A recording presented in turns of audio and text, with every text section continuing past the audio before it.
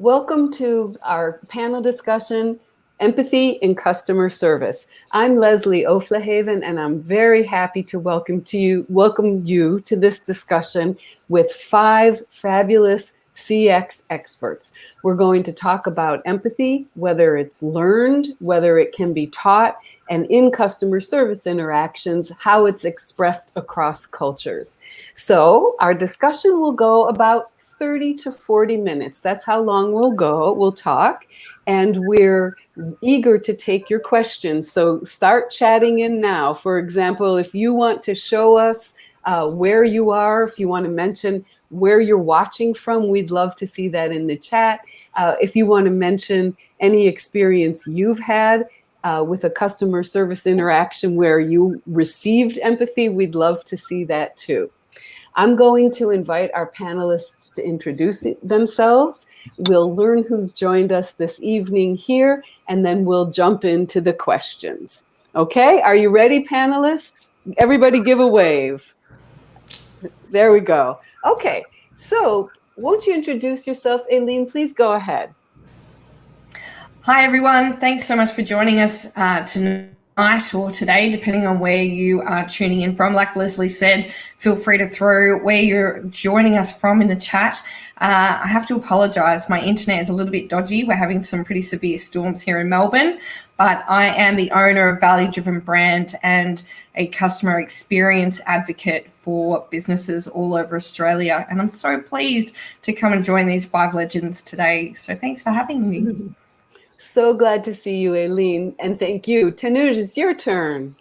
Okay, thank you. Hi, everyone, and hi to all panelists as well. I'm Tanuj. I head the product team at Service Insum. We work as a CX practitioner, CX product. We help customer insights and customer experience team to deliver feedbacks and feedback management better. So here I am, everyone. Good to see you. And Keith, please introduce yourself.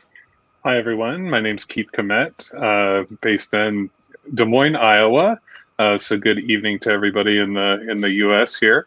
I work at Medallia. I'm a CX advisor. Just joined Medallia. Before that, I worked in the financial services industry in a global fashion in Latin America as well as in the U.S. Happy to be here. Good. Thanks, Leslie. So glad you're joining us, Keith. And last but not least, Miss Erica, please introduce yourself. Thanks, Leslie. Hey, everybody. I'm Erica Mancuso. I've worked in the customer experience realm for about 20 years, and I'm at a company called InThrive. My position's the Director of Offer Management. I'm responsible for service offer development, and I work on a lot of customer experience transformation initiatives as well.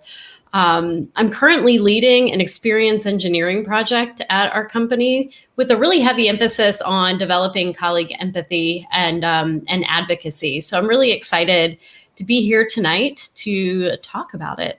So glad you're here, Erica. So those of you who are joining us, please drop a comment, tell us where you are, tell us what you're interested in right here from the start.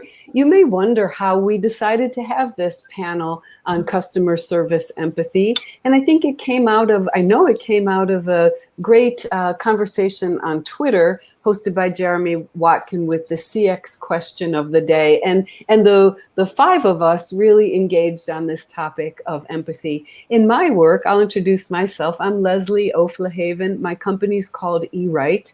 I'm based in the Washington, D.C. area, and my company helps people learn to write better at work. And in the work that I do with customer-facing frontline employees in tech support, in roles in companies of all types, they're often urged to express empathy in their interactions with customers. And sadly, they're often also prevented from expressing empathy in their interactions with customers. So many people in our industry are talking about empathy now. You may even have a touch of empathy weariness at this point. I hope our panel will lift that for you. We intend to have a specific and a practical discussion today, and we're eager for you to join in. So I'm still watching those comments. Let us know where you're dialing in from. So our first question, we're going to kick it off today with question number 1. Can empathy be taught? Are we born with it or is it learned? Now, of course, our panel is about empathy in customer service. So we'll keep our answers connected. Can empathy be taught? And can people who need this skill to deliver excellent customer service, can they be taught this skill? So let's kick it off. We'll have Aileen and Erica answer this question. Aileen first, followed by Erica. Go right ahead, Aileen. What do you think?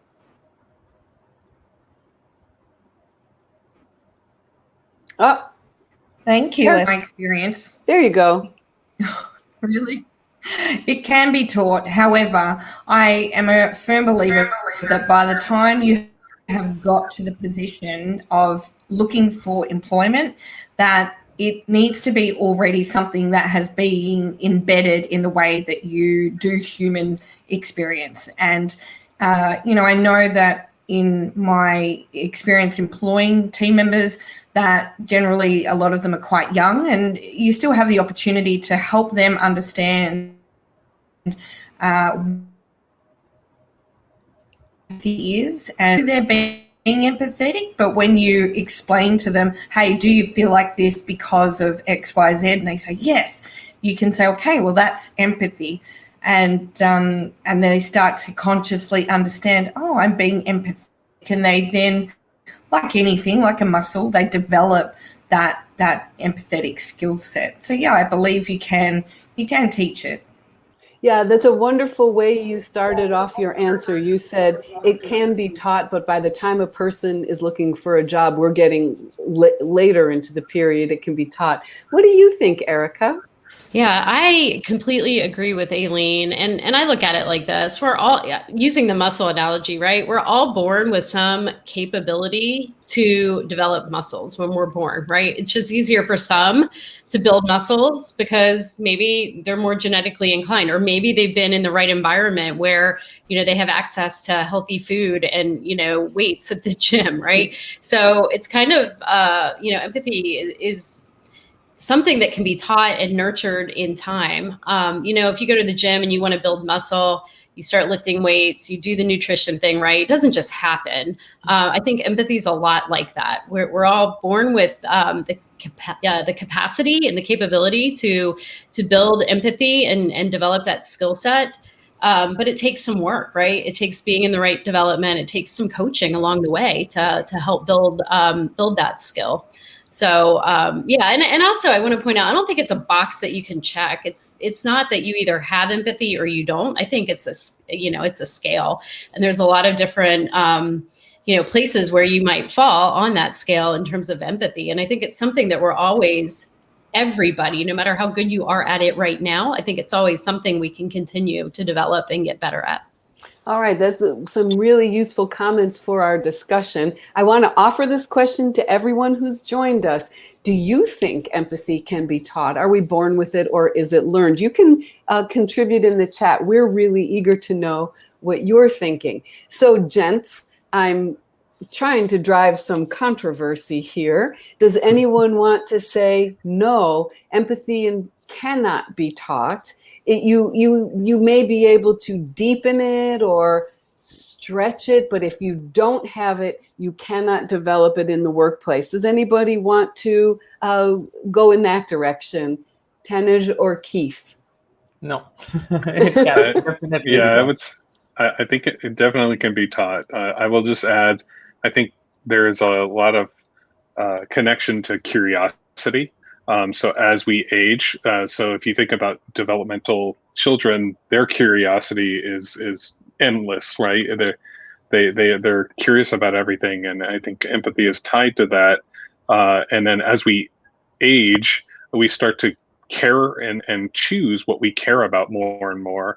So we sometimes just lose that curiosity to care about other people. And I think it's around curiosity. It's about trying to really hone that in and say curiosity could be the thing that you really need to explore in order to tap into the empathy.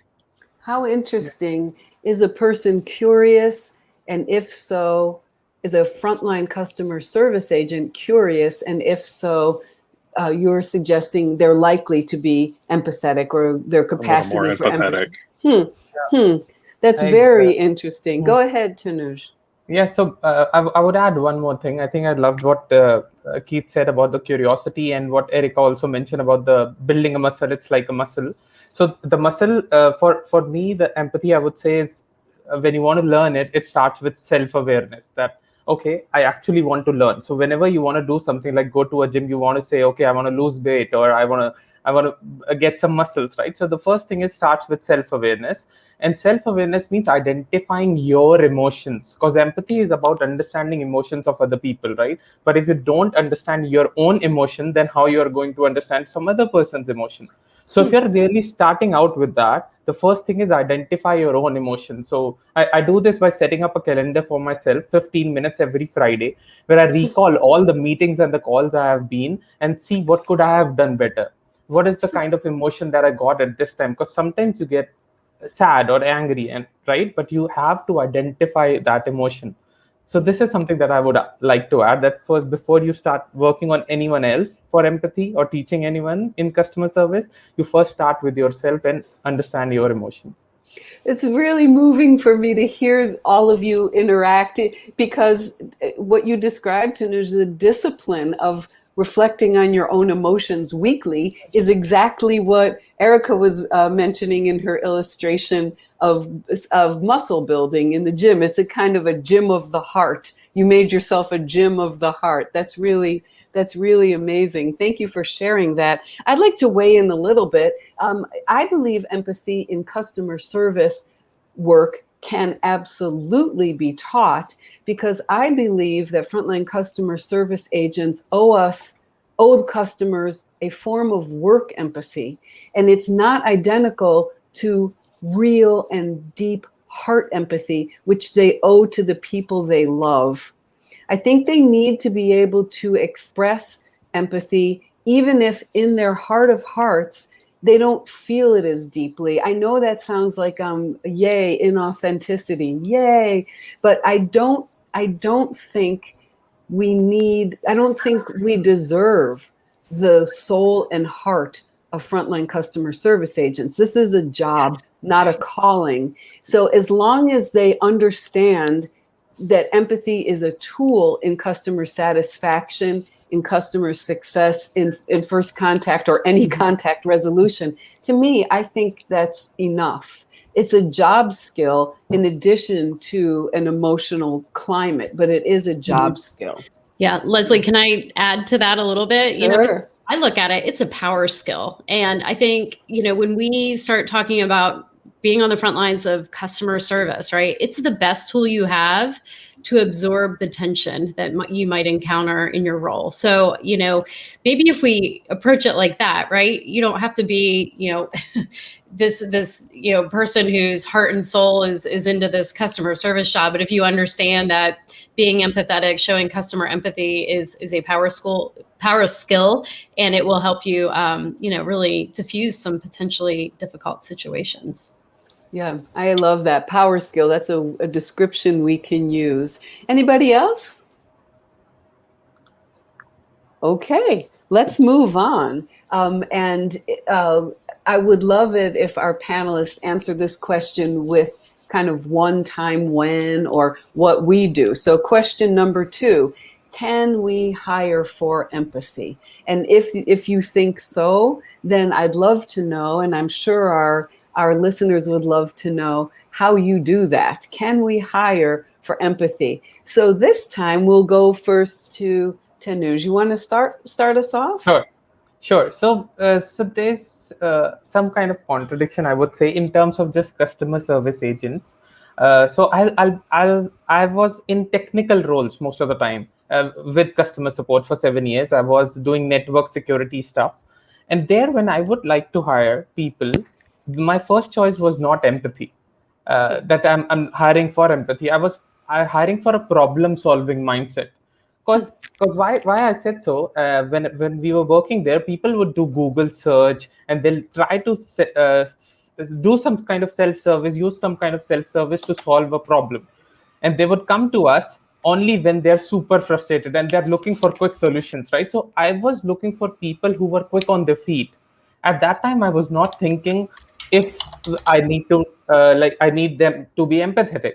I was thinking that whether they can think on their feet and quickly solve problems. So these are the kind of people. So it depends on the technical role as well, that you're hiring for empathy or you are hiring for a kind of like a controller mindset who takes control of the situations and fix things. And they are empathetic as well. So there are a couple of things that I see if I'm hiring for that kind of a role and still seeing if this person is empathetic. The first thing is, are they coachable? If we tell them something, are they actually taking it in? Are they even listening to us, or they just keep on blabbering in the interviews? Are they listening to what I'm saying and then giving an answer, right? So that is one thing that I definitely look for: coachability and their listening skills and giving a different answer if they're listening to me. The second thing is, I'll ask them why they're leaving the current job. So if they tell me that they're leaving the current job because of the bad manager, so that's the first red signal for me, that they're just and then I let them speak, that what they are talking about, why they're leaving for the manager, and they'll go blah blah blah, this was bad, this was bad. Then I would just ask them that, okay, do you think that there was a way that why this person was behaving this way? And at that time, if they even understood that why this person was behaving this way, if there were any kind of emotions, then only I can think of that this person is still the right fit. But I would actually most of the times ignore that person who just says bad about something else and not taking ownership. So these are the two things specific for me if I talk about hiring for empathy. What an interesting interview question. You're allowing a person to badmouth a former boss, which is not a particularly attractive trait, and then you're turning it to see, can this person express empathy for this boss, a person they've worked with and know well? How interesting. Thank you. Aileen, do you want to answer next? Can we hire for empathy? I actually think we can. In some of my previous roles, we used to be very much around hiring for, and I think a few people have mentioned it, for the will over the skill. And we give them customer scenarios, and what we were predominantly looking for was their capacity and their will to put themselves in the shoes of the customer, and for them to understand whether it be the customer's excitement project or their frustrations with a problem, or could they comprehend how that customer was feeling to motivate them enough to find a solution. The will over the skill. We don't need to make it a tattoo, but we could make it a tattoo. The will over the skill. Yes. Australia, right? Absolutely. What we were hiring for. We were hiring for them to understand where the customer was coming from. They didn't need to know how. Oh, poor Aileen. I'm so sorry. Yeah. You know what, Aileen? We should pause you for a moment and see if you can switch to a stronger connection. We're having trouble hearing you consistently. So we're gonna let you plug and unplug things for a while and see if we can get you to come in more strongly. Keith, you want to take this? Do you hire for empathy? Do you have a procedure for hiring for empathy, Keith? Yeah, so we did chat about this a little bit in Twitter. In some of my previous roles, we did hire for empathy. Particularly, I agree a lot with what Tanuj said. It's important to really understand like how empathetic somebody needs to be in the role that they're going to be in, right? If they're frontline or dealing with your frontline customers, they've got to have great listening skills. They've got to have all these other types of skills. And I do agree with Aileen's comment of but the will over the skills sometimes can actually be more powerful, because some of those skills you can kind of coach, to Tanuj's point. So some of the things that we did, sometimes it was giving them scenarios and having us kind of walk through things, but sometimes we would plant little things. We would leave trash on on the floor, or an odd number of water bottles in the room. So like if two of us were interviewing and there's three of us in the room, there's only two water bottles, but we're all thirsty. Do they push? We set the water in front of them. Do they push it over to the other person? I know it sounds a little tricky, and it can be feel like a trap. This was not the only. It wasn't like this core metric of the hiring process. It just kind of helped us gauge, how observant are they? How much are they really looking and observing their surroundings outside of themselves? And so some of those skills of observation are things that are really, really sometimes more natural to others. And so it wasn't a pass or fail. It's always a gray. But you noticed the really empathetic people really went out of their way to make those gestures, versus the people who were a little more just not paying attention to things. Keith, when you told us that about that earlier in our Twitter conversation, that made me real sweaty. That made me feel nervous on behalf of the people who were being interviewed when they didn't realize they were being interviewed. And I love the way you positioned it today. It's not the sole determinant of whether they're off the job. But I do want to ask, months or years hence, did you find that the person who said, no, please, you go ahead and have the water, did you find that they were empathetic in their work and they remained so? Can you connect that little test by water bottle with performance down the road? Yeah, we noticed the people. So I'll give you kind of a concrete example. We hired one person who had literally written a book on a subject matter, and we thought they are going to be the best developer, like the best person. And we actually thought, this could be leader material, somebody who's really going to rally the team and like energize it. And then we had hired somebody a little more junior in both tests. The person who we hired both people, right? But the person who wrote the book drank the water in front of us like no other. And the other person, no, they offered the water back. Within 6 months, the person who wrote the book was clearly not going to be a team lead and was a lone wolf, wasn't that team player, just didn't really perceive the needs of the rest of the team. The other person, maybe it was because they're junior, there's lots of factors here, but the other person ended up kind of being the biggest cheerleader, and people really gravitated. There was always favorable comments. So it was kind of this is where, to Aileen's point earlier, we hired the skill over the will, and then we also got to see how that kind of backfired a little bit.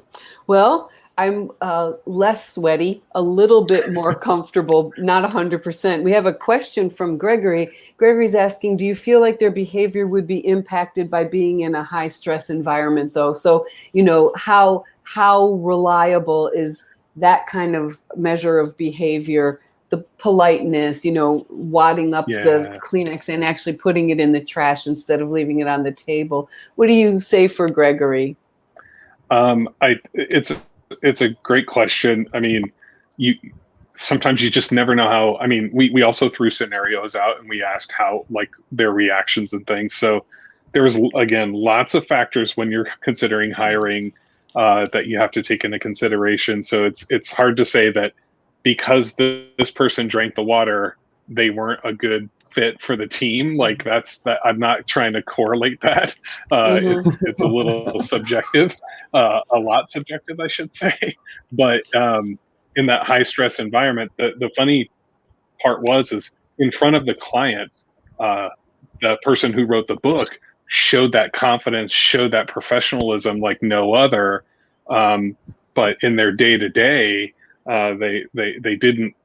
They weren't able to do that for the rest of the team. From things I've read, it's kind of like bullies can be taught manners, so they're nice to adults, but they're still bullies on the playground, right? So it kind of in that context. Hopefully, Gregory, Yeah. that helps kind of answer that.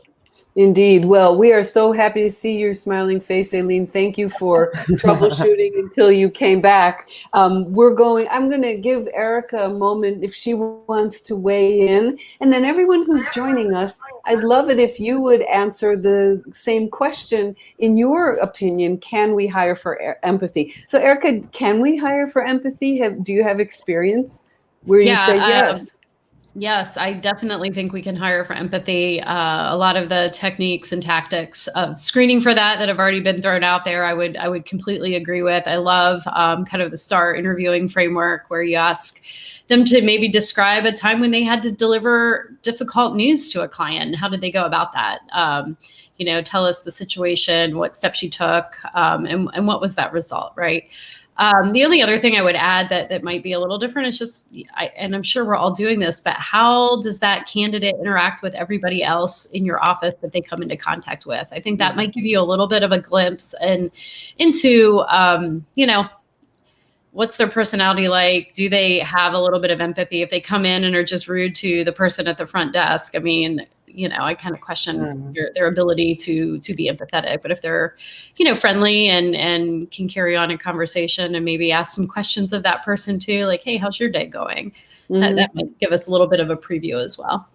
All right, great to know. And anyone who's watching us, do you want to answer? We're looking for your comments. Do you think we can hire for empathy? If you want to answer also whether you have ever been screened for empathy as part of the hiring process, we'd love to know. Or just like the Tootsie Pop commercial, you may never know if you were screened that way. Right. Keith, you seem so sneaky. I don't know what a Tootsie Pop is. Yeah, it is a candy here in the U.S. So it's a good call out. That's kind of the why, right? It's a sucker or a hard candy on a stick. And there was a commercial here in the 70s that talked about how many licks does it take to get to the center.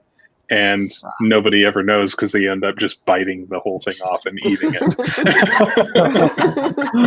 Wait, and we're going to leave that there because now we have employees biting other employees. It's getting confusing, right? Kelly says, yes, she believes we can hire for empathy and it's important to ask for examples and to see how they carry themselves. So I think that's a referendum. Everyone on our panel has said yes. Now, I'm so proud to have assembled such a great panel. Here we are, 5 smiling faces on one little screen, but we're sitting very, very far away from each other, thousands and tens of thousands of miles. And we have people with lots of experience with this question. So let's move on to question 3. And I'm definitely going to hand to our soldier, Aileen, who has wrestled her internet into shape. So, and then we'll hear from... Here's hoping, right? Fingers crossed. We're going to hear from Aileen and then Keith this time. How different are expressions of empathy in different cultures? And if you want to share an example or two, we'd love to hear. Aileen? I had to think about this because inherently it leads you into the potential for someone getting a little bit offended or hurt when you start talking about the level of empathy shown between cultures and countries and whatnot. But I do find that different countries have different levels of empathy. And, so my partner, for example, is Dutch and grew up in Holland. And the things that I would potentially think would deserve an empathetic response, he's very stoic about. And sometimes I thought, is it because he's a man? And, maybe I'm a bit of a sucker for other people's situations. But I thought about it and I thought, no, that is actually, I've now met his family and other people from his country, and it's just how they are. They have empathy, but the scale, as Erica talked about, it's a scale, right? So, we're here maybe in Australia or the US, we might find something over here worthy of our empathy. In Holland, they're all the way over here. So it is such an interesting situation to face, because especially if you work in an organization which has diverse cultures, someone, as you said, Keith, and I'm sorry I only caught the end of it, but it sounds like the person that you employed wasn't overtly empathetic. And part of me now wonders, in my experience, is that a cultural-based situation? Did they grow up thinking, well, this is what defines the need for empathy, versus us over here who was taught, hey, this is something you should feel empathy over? So I do find there is differences in the way we're raised and environment and whatnot, but certainly cultures play a massive part in what we put empathy into. Mm-hmm. Yes, thanks so much. I agree with you. I know very little about Dutch cultural behaviors, but I do know a little. And one of my favorite experiences was being in a restaurant, and the waitress looked at me and she said, "You will pay." It's just very dry. And I said, "Yes, of course, I will pay." And for all you know, Leslie, she's the most empathetic person in the restaurant. Yeah. And can I just say, Nadine, so Nadine is one of my amazing friends and clients. Nadine is German. Nadine and the German and the Dutch can be very similar in their levels of empathy, or the way that, and actually it's, who just said that? Gregory, do you think it's the way that they display it and express it? Yes, actually I do also, because I find Nadine, not to, you're here so I can talk about you, but Nadine is highly empathetic, but the way she expresses it is actually quite different to maybe how others would express it. Mm-hmm. And so I think that's a really good call out, Greg. I agree. Thank you for that, Greg. We can't measure the amount of empathy in the heart. We can describe the way it's expressed culturally.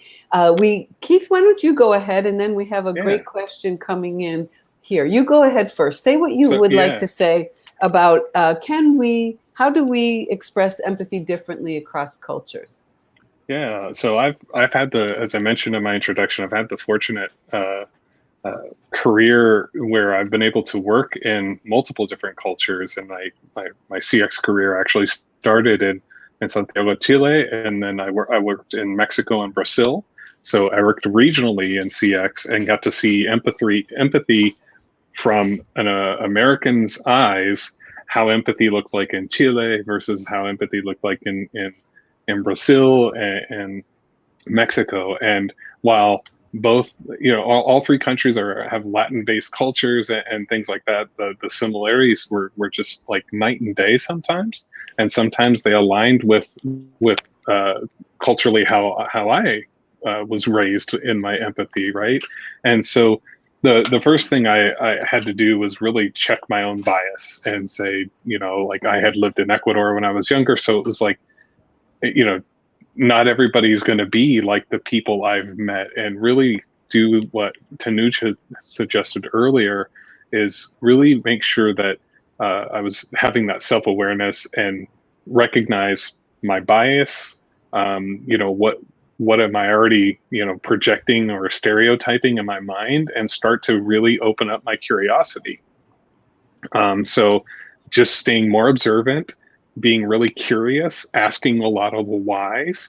I learned how important it was to not just put on somebody's shoes, but actually try to walk in them, try to really understand what it feels like to walk in the shoes, not just put them on, and stay curious. So in the cultural learnings, I learned just little subtle things, even in the Spanish language, for example, like between Mexico and Chile.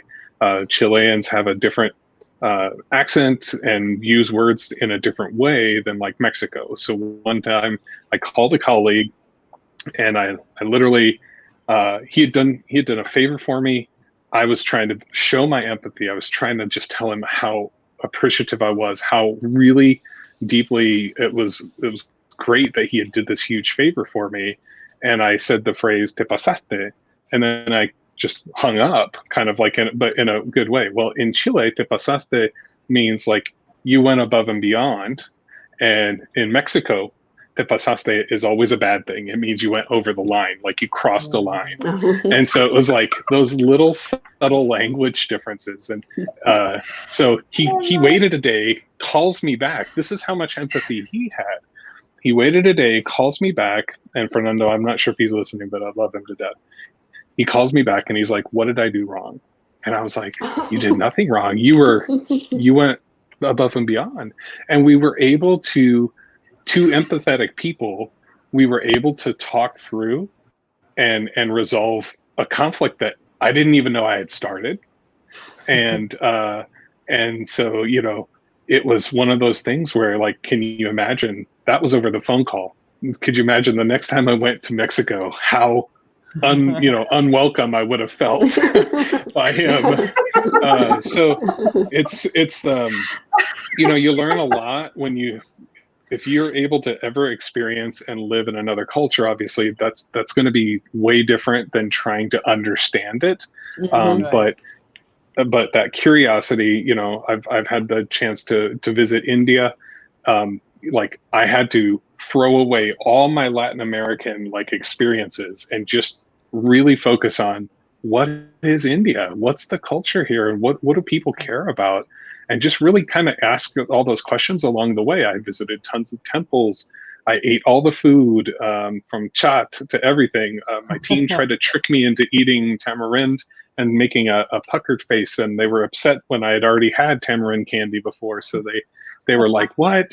Oh, and so I was disappointing them, and I wasn't even trying, and it was just amazing. So, long story short is, the culture, the diversity. This is where I lean into that curiosity that I mentioned. It's you've got to stay curious about these cultures and not assume that your culture is right or wrong or anything. You just got to recognize your bias. Well, you're a very lucky man, Keith. Your friend forgave you, and that's wonderful. Oh, yeah.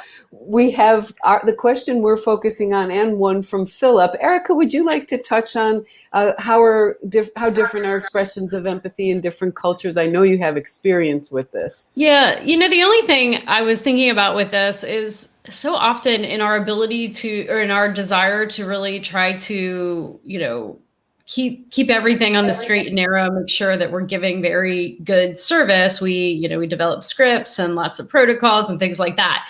I think scripts are the killer of empathy, right? So, we're not really empowering our agents in every situation to be able to deliver empathy, right? So maybe we're stifling it a little bit by trying to be too prescriptive in the way that they, communicate with customers.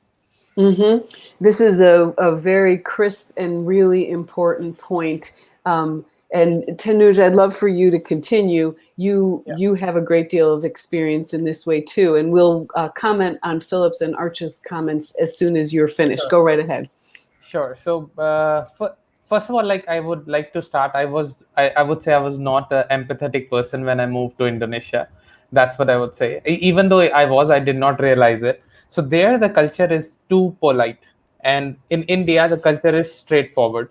You always say things on the face. If you want to get things done from your co-workers, you'll just go there on their seat and just stand there. Are you finished? Very candid. Yeah. So in India, it's like that, right? And everyone is okay with it. They know, okay, the person will come, the boss will come, and the leader will come. But in Indonesia, I did not realize that it's not like that. And the first 2-3 months, I was trying to stay the same way like I was in India. And it was not going well for me at all. People started listening to music and rather than listening to me. It was that bad. But that situation, when people were not speaking or talking to me, I realized that something is going wrong. I actually realized that was one of the most important things. And since then, I've kept one thing in mind. It's easier to change yourself than expecting the whole country to change or the whole culture to change. Right? It's about self. That's where the self-awareness and the curiosity part comes in. And then what I started doing, going out on lunch dates with them, my colleagues, going on a Friday night party with them, and then observe, like Keith mentions, that observing is one very important thing for empathy, that how they are talking to each other. Like when they were too polite when they would ask someone, for every second thing they'll say, do you have a minute? Can you please help me? It would be like that instead of just going onto the chair, are you done? So that kind of things, like observing people, then I learned a lot. And then I learned reading about this subject as well, this empathy part, that yeah, so for every culture that you go in, the first thing is, you, like Keith mentioned, that you have to unlearn everything that you've learned from your time where you have spent. Go there, be friends with people, get to know them personally, and start observing their behavior inside the office, that how they behave, how they talk, and that will actually help you a lot. Wonderfully said, and your investment in time is impressive. Keith, go right ahead, and then we're going to go right to the comments our viewers are asking. I think what Tanuj said was spot on. I think it's also smart to realize that when you change roles or you enter a company, like, there's a culture there that you have to unlearn your previous culture and relearn a new one. So even if you're bringing all your empathy skills and all your talent, be ready to unlearn. Apply the skills when appropriate, but be ready and willing to unlearn what you experience at a different company culture, and that will help your career tenfold. It comes around to what you were saying in the beginning, all of you, about the fact that there may be a disposition in a person to being empathetic, but it is a skill, and we can teach it, we can nurture it. Who would like to answer Barbara's question? Aileen, would you like to have a go? How do you help agents communicate or verbalize in a standard of empathy?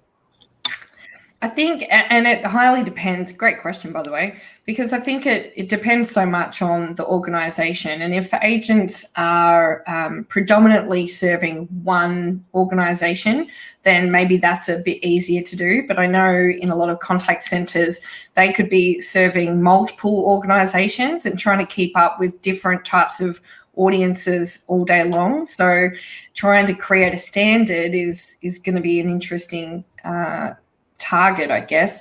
But I think that's also where you need to really make sure that you have recruited for empathy. And if they have a base level of empathy, a base level of, what I call human experience, then generally speaking, you should be okay. But, and I know, like, I agree with you, Erica, I hate scripts, but I can see where they play a role, but I'm a very big advocate for not sticking to them. So I appreciate them, and I do encourage my clients to create them, but then also use them again as a baseline. So in helping agents communicate or verbalize that standard of empathy, I would think that script needs to have a level of genuine empathy in it that they can use as a baseline, and then put their own version of empathy on top of that again. And again, if it's genuine, if they do come from a place where they understand where that other human being is coming from, then that shouldn't be too much to ask for.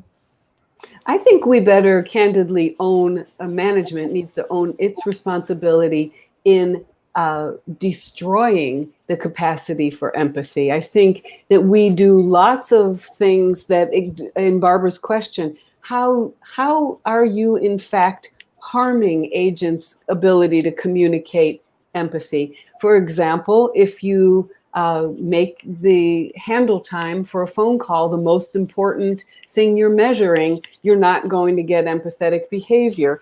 If you make the fear of legal risk the most important thing you protect when you write to customers, then you are not going to be able to express empathy. If you put certain words on a forbidden words list, like we're not allowed to say, I apologize.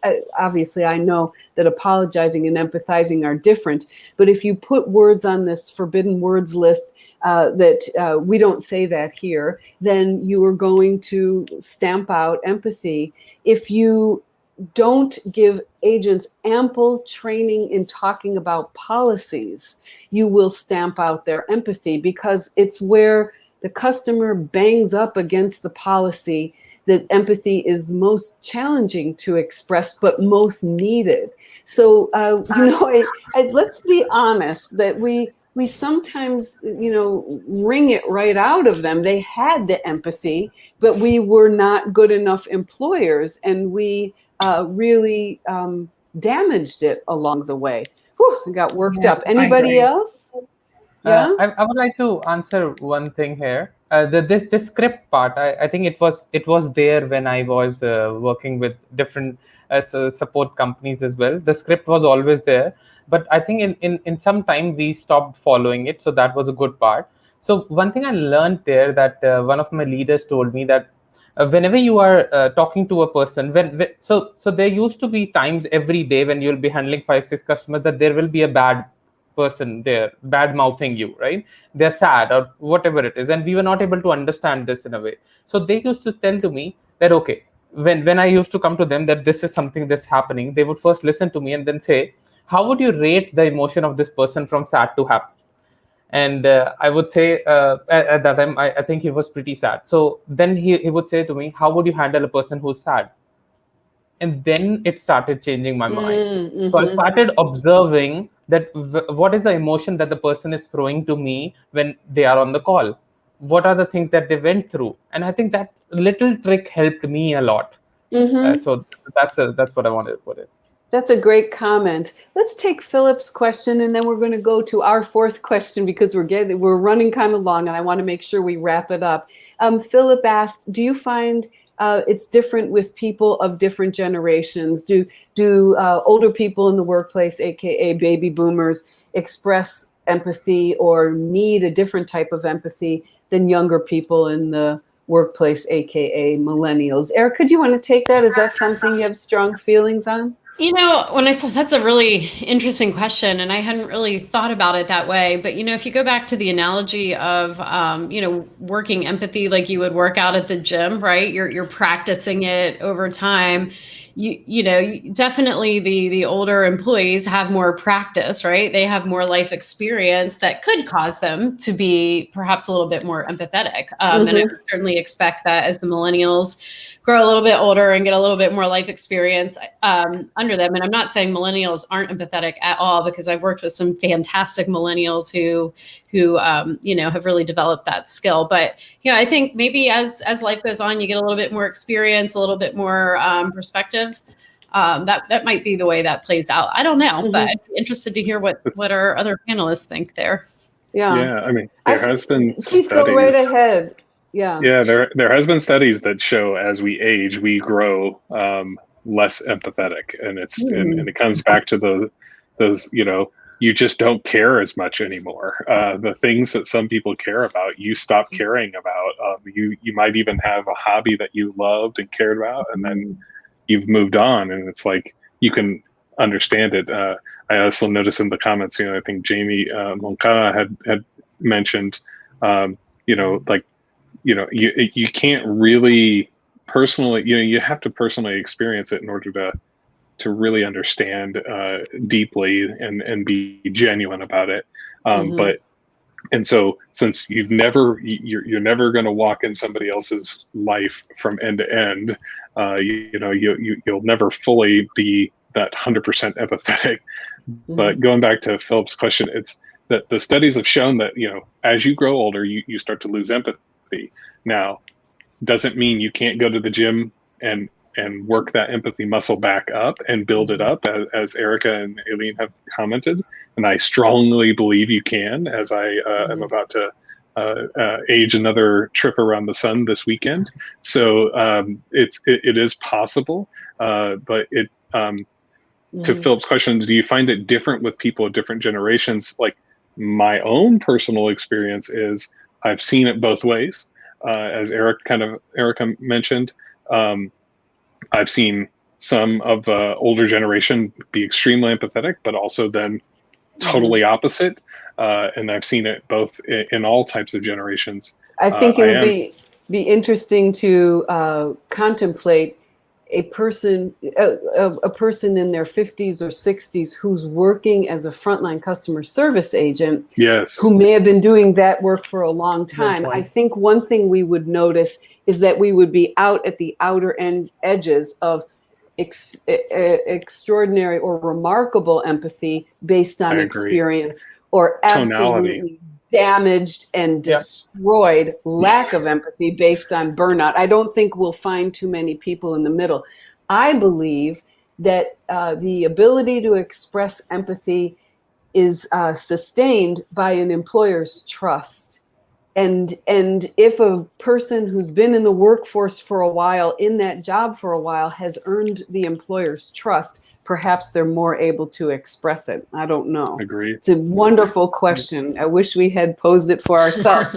All right, so here we go. Question number 4. We're going to wrap up, and then we'll take any questions the people who are joining us would like to ask, and we're really interested in your comments. How do we teach empathy to customer service agents whose culture differs from the customers they serve? And I'm sitting here with my hands gripping the table thinking, oh, we do not put them down in front of reruns of Friends or something. Say, you want to know how to be an American? Watch reruns of Friends. That just gives me the shivers. So Erica, will you start us off, and then Tanuj, will you be next? Sure. Go ahead, Erica. Sorry, I'm on mute trying to figure out how to get off mute. I think that there's a couple different ways of doing it, right? I think a lot of it goes back to what was covered in the earlier question, is just understanding some of those cultural differences first, right? And I think the language barrier, there could be some language barriers too that might need to be addressed in terms of, which words to use, like Keith said, right? We want to make sure we're using the right words when we're communicating with our colleagues and our customers. So I think that's an aspect of it. And, role playing, I know it's kind of cheesy. No one loves it, but, just, kind of being in the situation and figuring out, here's the situation. Can we communicate in a way that is, that does express empathy? And Leslie, I know you had a great article out a while ago. It was something about like advocacy statements or something like that. What to say to a customer. I forget what the title was, but it was like what to say to a customer. Those are great tools that you could, share with your colleagues. Here's how you can kind of align with them and show them some empathy, right off the bat, right? Like more than just a very kind of terse sounding, your issue is very important to us, right? We want them to say something to the client that makes the client feel like it's genuine. They actually are, are looking at the issue. They understand the issue. They want to help the client in less of a kind of robotic kind of way. Not robotic, that's a bad word, but less of a scripted kind of way. Thanks, Erica. Tanuj, what do you think? How do we teach it? Sure. I'll say the first thing is, if we are being a leader there, we have been serving customers for a lot of time and someone new joins in. Like Keith mentioned, we first tell them the kind of things they never have to say. Kind of like put a post-it or some kind of a paper just on the seat so that they remember this, that don't say those things because these mean this in there.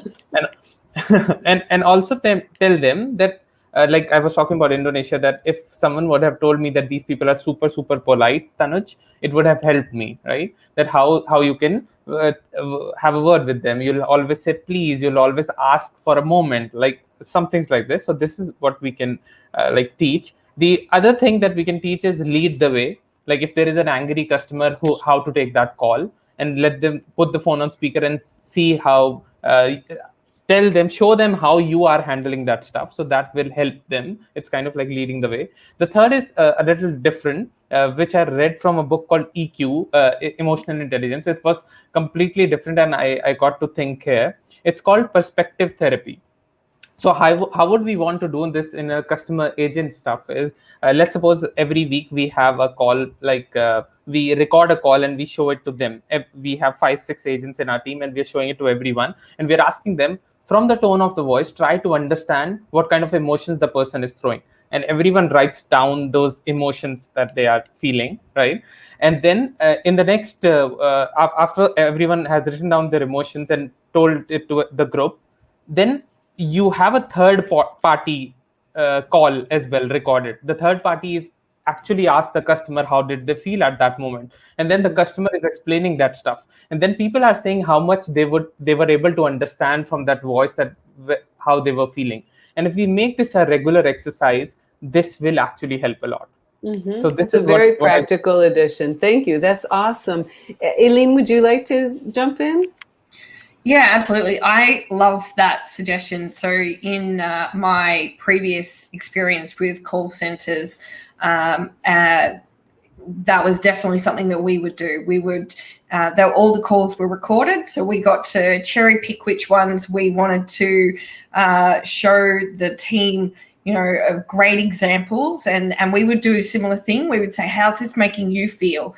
And they would listen to the tone from the customer, and they would also kind of mentally note, well, I feel frustrated for them, or I feel like anxiety because it's taking too long to get what they want, or I can hear that they've had to repeat themselves again, and all this stuff. So you could hear that they had the empathy. But on the flip side, we would also give them calls that were not done very well. And we'd say, talk to me about what's coming up for you in these examples. What could we do better? And one thing that I really love is, so Nadine's just talked about what her team are doing to show empathy at the moment. So Nadine is the owner of a e-commerce office supplies company here in Australia, and they ship globally.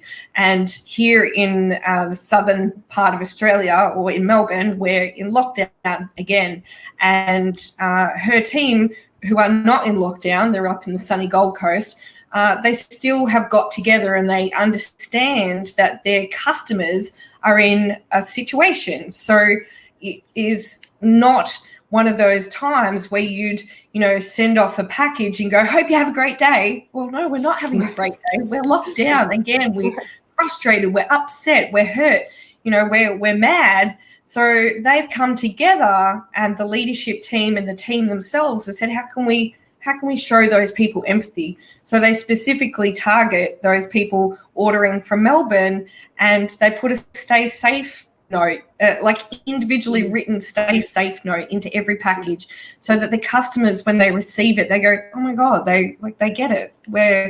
We feel seen, and we get that they get us. So I love that type of initiative from businesses. I do too, though the example, they're not communicating across cultures. In that case, they're communicating in dire times to people who could really use a lift, even a small handwritten note. I just to wrap up our discussion here, I think this question probably deserves another panel discussion, because I live here in Washington, D.C., and I work in the U.S. all the time. But I've also worked for an airline in Abu Dhabi, and they're in their call center. They have a room where, at their headquarters building, they have a room where they host. They have a space set aside to meet with upset customers on site. Customers who will come in to meet with them, because culturally, if you are a person of great status, you do not think you're going to lift the phone or write an email. You're going to go in to the office to complain, and you want to be met with someone physically in a nice space. You want to speak with someone who understands your worth in all the ways that your culture recognizes your worth. And I just think, if I were working in that call center, this 100% through and through North American person, how much training I would need my employer to provide for me so that I could carry off that interaction without making a horrible gaffe. Because that is not how customer service is done in the US, and that is not how we express empathy. We don't express empathy based on your birthright. That's just not how we do it. So when we think about cultures and we compare them, cultures that focus where the individual is the focus versus the group, where you are born with status or where you earn status, these are really, really different aspects of culture. And I feel for hourly earners, frontline customer service agents who have to meet production deadlines, and we're also asking them to cross cultures and to succeed. It's a lot to ask.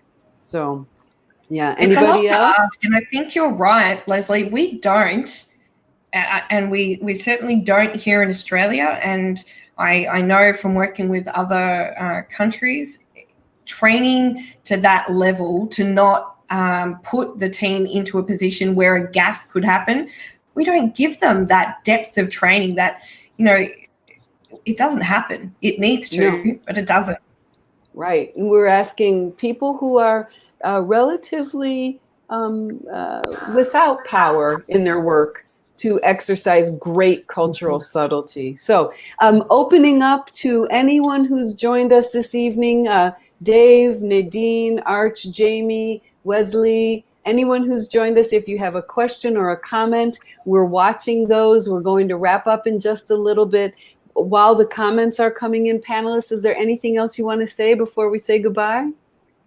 I'll just pile on to the comment you made to recognize anybody working in customer service and in the front line. Like, thank you for all you do. It is super appreciated, and if you should be proud of how you interact with people and show your empathy. And we're all still learning, but just keep up the good fight as well. All right, that's a very encouraging thing to leave with. Dave is asking for your study. So Keith, if you share that with me, I will share it out. Would anyone else like to say anything as we're getting ready to wrap up? I love the note thing which Aileen mentioned, the stay safe part. It's actually what I'm going to tell you. It's absolutely different, not from this, but it helps a lot. So there was a time like 1.5 months ago, my sister and her whole family, she's married, and the kids all were suffering from COVID.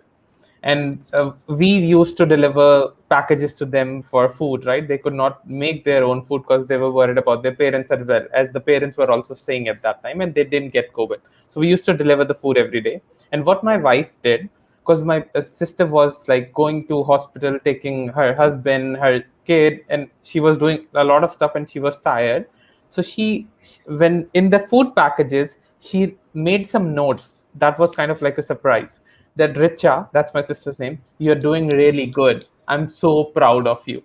And these kind of smileys she made in just that small lunch packages that we were going, and that made my sister's day. She actually cried while seeing this. So this is like, and I feel my wife is more empathetic than me for sure, because I could never even think of doing something like this. So just a different story, but that's what I wanted to add to Aileen's. Well, anyone who wraps up a panel discussion by praising his wife, I'm here for that. So we have 2 follow-up items. Keith will share the studies that he mentioned. Patty is saying, thank you for sharing your time. Arch has asked, I'm not sure, but what are some empathetic words one can use? And Erica mentioned an article I wrote, which is titled 20 empathy phrases you can use with stressed out customers. So I'll share that. Anything else? Would anyone like to say anything? Yes, thank you, Arch. Well, I would like to say thank you to my panelists from the bottom of my heart. I appreciate you. I'm glad that we had our discussion. So we'll say good night for now. And until the next time, everyone. Bye-bye. Thank you, Philip. Bye. Thank you, Leslie, Bye-bye. for all this. Yeah. Bye-bye. Thanks, everybody.